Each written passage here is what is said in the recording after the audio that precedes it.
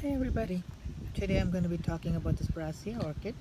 It's also known as a spider orchid because if you look at the flower you can see the like spidery look to it. I'm sorry I had to hold the flowers because it's very windy and it's blowing it around. Um, so these are all, like I said, called the spidery orchids too because of the long spidery look to it. And they're very easy to care for plant. If you can take care of an oncidium, it's a similar, it's from the same family, so it's a similar conditions as growing an oncidium. Now, these particular plants come in only these shades of yellow to green, like a greenish apple color, and brown markings or brown spottings on them.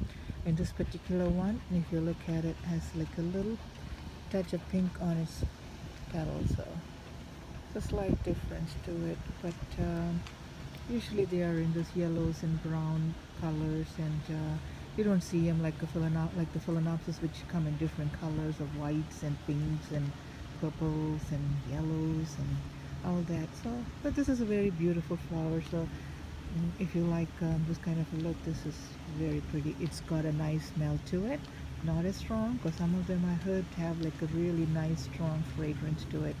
This particular orchid is in spike right now. You can see the flowers are beautiful, and it's got like a long, it comes from the base of the pseudobulb, this long spike that it puts out, and with a cluster of flowers on it. This particular one has only like 5 or 6, I'm sorry, 1, 2, 3, 4, 5, 6 flowers on it. And some of them do put a long like spike with a lot of flowers on it. Some of them kind of like 11 to 12 flowers. I heard people saying that they put out a lot of flowers. So this particular one is very compact. I'm not sure if you put out more than this. So it's a beautiful flower. Now the growing conditions. Okay, if you can grow a cattleya, this is as easy to grow a cattleya. It just needs a lot of light, a lot of air movement, humidity of course, and early morning light is crucial, or evening light is beneficial, not direct afternoon sun, because that could burn the leaves. At like in most orchids, it could burn, the afternoon sun could burn the leaves of the plants, unless it's like in the late winter sun where the sun ray it's not too strong, then maybe you could take it. But summer sun in the afternoon, forget it. Only the morning lights. It's also during the summer months when it's in active growth, it does need a lot of moisture, a lot of water, because it can drink up a lot of water, because these pseudobulbs take up a lot of the water. Look at the base of the plant. I can show you the pseudobulbs. They are really big plants, and they do soak up a lot, drink up a lot of water, and that during the growing months is very important, so they do not shrivel up. But shriveled pseudobulb is a sign of dehydration. Or wrinkled leaves is another sign of dehydration.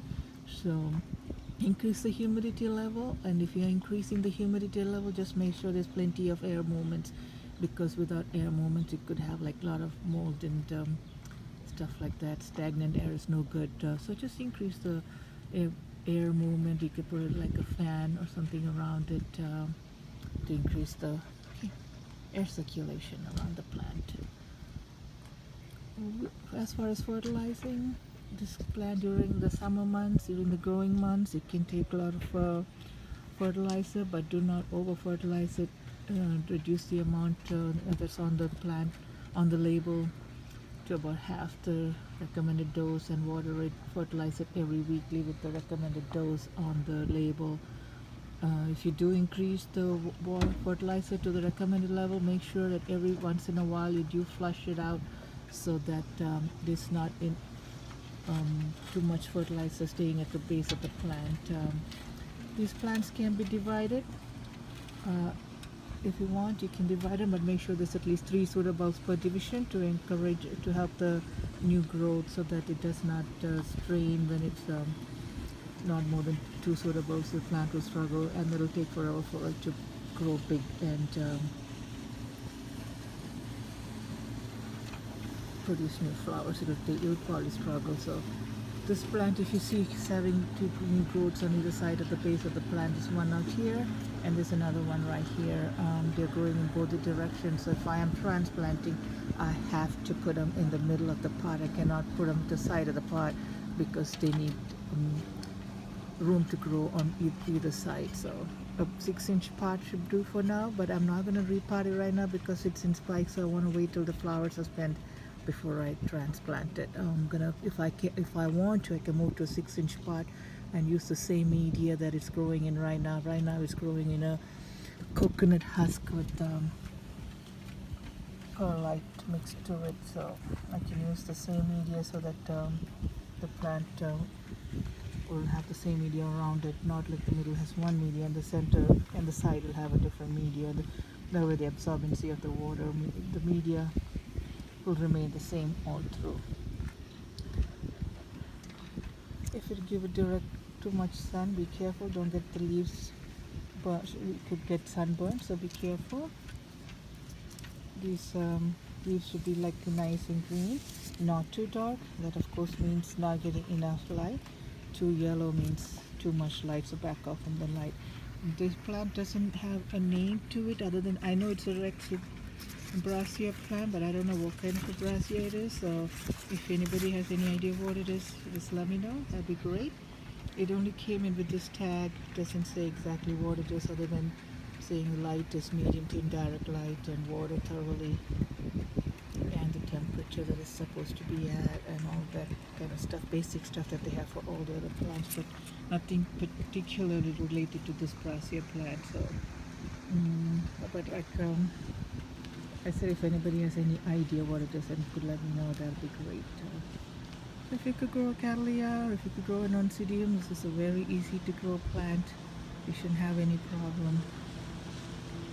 So just keep it happy, and the plant should provide you a lot of flowers. And of course, happy media is something that you have to find out depending on your growing conditions. If it's too much, if it's too hot, if it's too cold, keep an eye, increase the humidity. If it's too suitable for shriveling, just keep an eye out. Find a happy media, and you will know when the plant is happy. It will tell you in its own way by putting out more flowers. And happy growing, everybody. Thank you for watching. Have a great day.